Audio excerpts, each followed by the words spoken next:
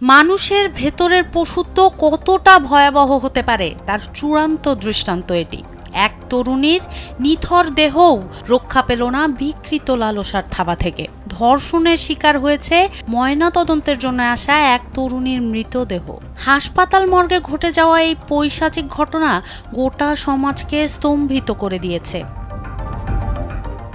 দুদিন আগে গলায় ফাঁস দিয়ে আত্মহত্যা করেন ওই তরুণী। পুলিশ তার লাশ উদ্ধার করে ময়নাতদন্তের জন্য লাশবাহক মোহাম্মদ আবু সাইদকে দিয়ে মর্গে পাঠায়। মর্গে স্বজনদের অনুপস্থিতির সুযোগকে কাজে লাগিয়ে মৃত তরুণীর ওপর পাশবিক নির্যাতন চালায় আবু সাইদ।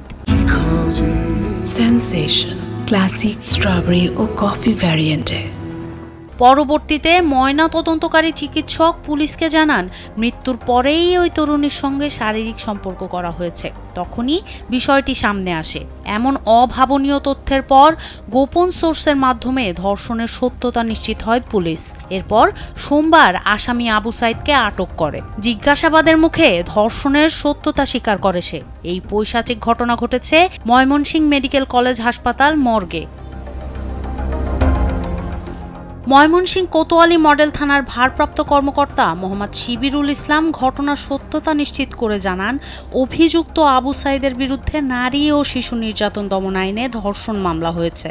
লাশ রাখার গড়ে একটা সুইসাইড করা মৃত ব্যক্তির সাথে অবৈধভাবে তাকে ডোম করে ধর্ষণ করে এই ঘটনার সাথে জড়িত প্রকৃত আসামিকে গ্রেপ্তার করতে সক্ষম হই।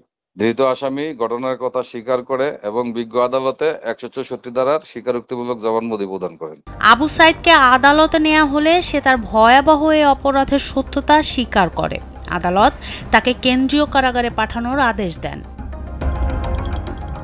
সনম সিদ্দিকী, কালবেলা।